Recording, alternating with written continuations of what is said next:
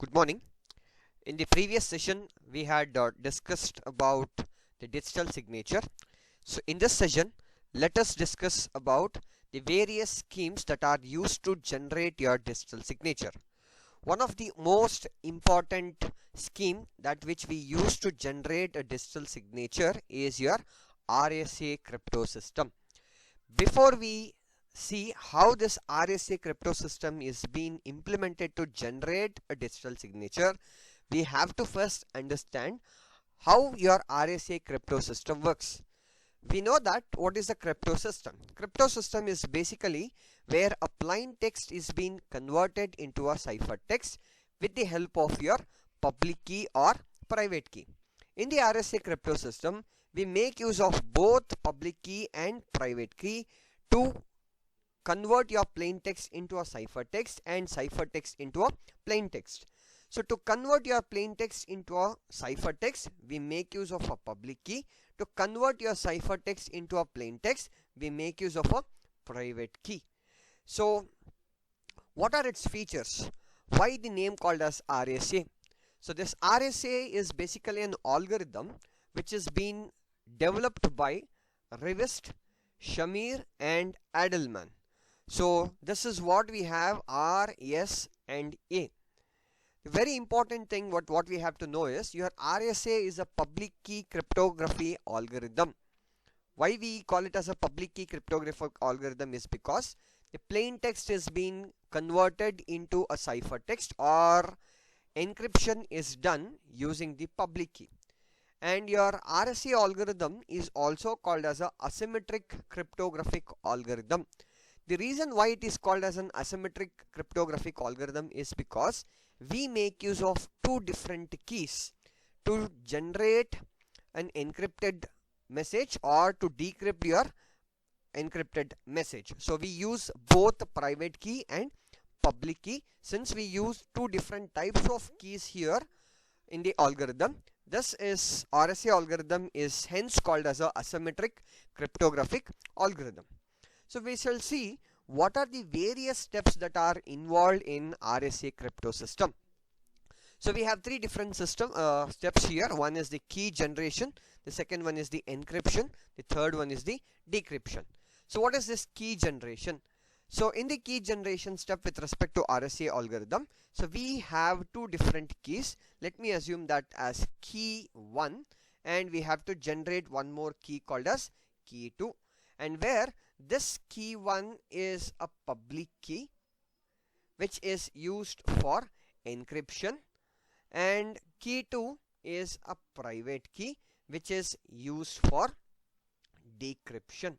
So we shall see how these two different types of keys are generated using your RSA algorithm.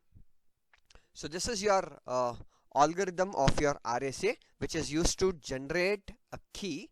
So the first and the foremost thing that what we have to do is we have to consider two different prime numbers, and if you want to have a better security, it is always preferred to take the largest or the biggest prime numbers, not to take the smallest values of your prime numbers. We are always supposed to take the largest or the biggest prime number values, and we have to take two different values. One is P, the other one is Q, and take the values of your P and Q such that P should not be equal to Q. So that's your first step, to select two different prime numbers or large prime numbers such a way that P should not be equal to Q. Once we have taken P and Q, now we have to perform a product of P and Q. So store that the product in a value called as n, and once we have that n, now calculate the value of your pi of n, which is called as Euler's Totient function, which is given as p minus 1 into q minus 1. So first calculate the product of p into q and then calculate the pi of n, which is given by p minus 1 into q minus 1, and then we have to generate or select a public key where E is considered as a public key and D is considered as a private key. Take your E in such a way that your GCD of your public key and pi of n should be equal to 1.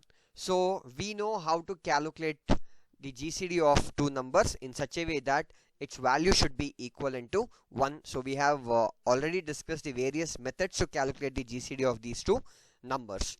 So once we have selected our public key, now using your public key we have to select the private key, which is considered as D, where your private key and the product of public key is being multiplied together, and you perform the mod operation with pi of n such that it has to be congruent to 1.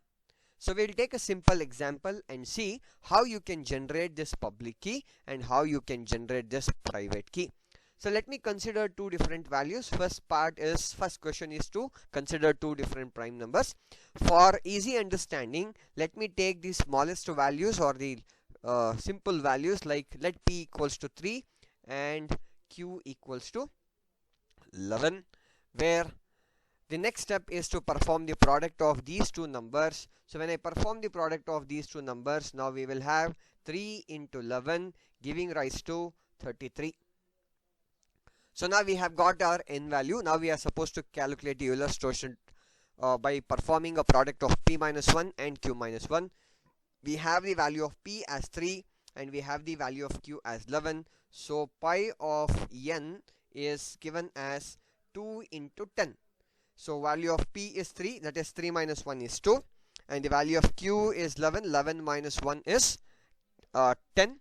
So you get 2 into 10, where your pi of n value is 20.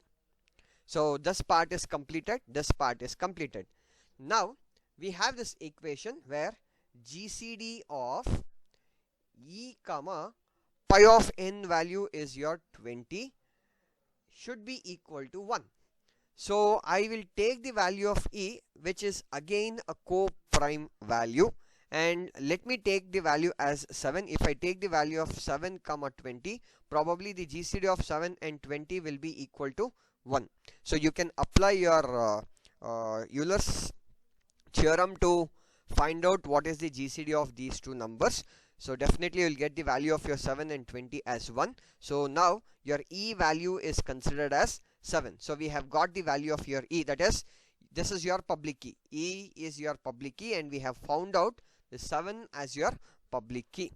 So I have taken your e in such a way that when you perform a GCD of that e and 20, it should be equal to 1. So I have taken the value of e as 7. So when I perform a GCD of 7 and 20, so the GCD of these two numbers will be your 1.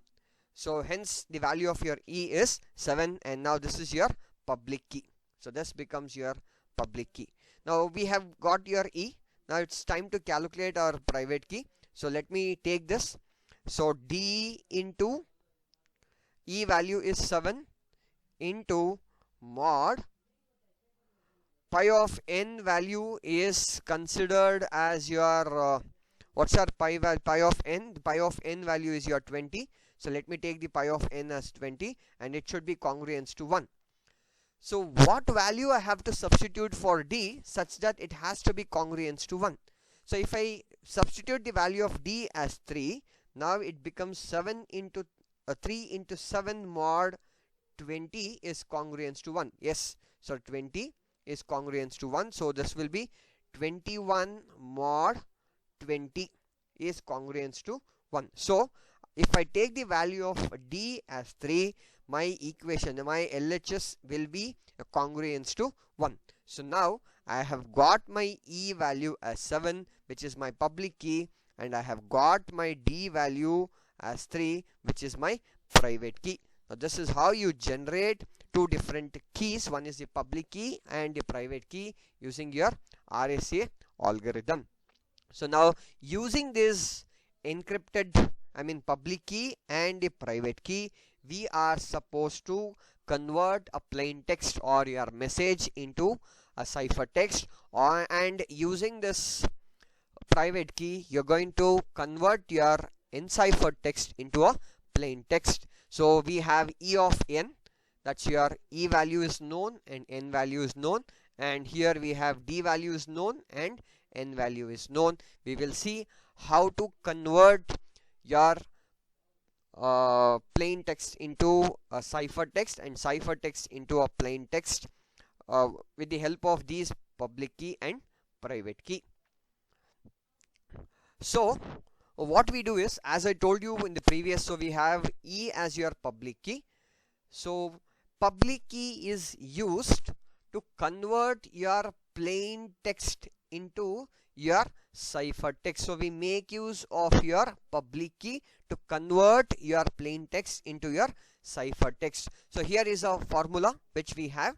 So C is your ciphertext, P is your plain text, P to the power of E mod n. Anyhow, we know the value of n and we know the value of E.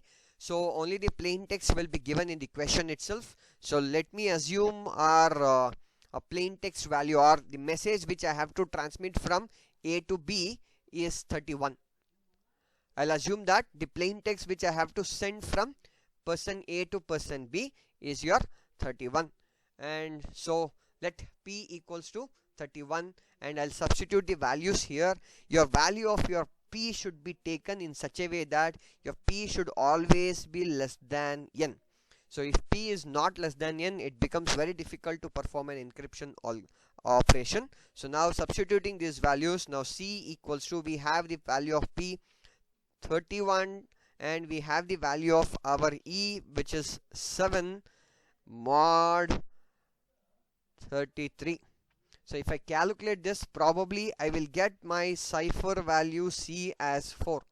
So now the cipher text for your plain text 31 is generated as 4. So now this is my cipher text. So once I have got this cipher text, using my private key, I am supposed to convert your cipher text into a plain text. So we'll move on to the next step, how we decrypt so that your ciphertext is being converted into a plain text, but this time we are not going to make use of a public key, rather we are going to make use of a private key. So this is the formula which is used to decrypt your ciphertext into a plain text. So we have got the value of our C, that's your ciphertext value of your actual message. See, the actual message plain text value was a 41, and after encrypting it, the value which is been, sorry, not 41, it is 31. After converting your 31 into a ciphertext, what the value that we have obtained as a ciphertext is your 4. Now this 4 has to be converted back into your 31, but this time we are going to make use of a private key.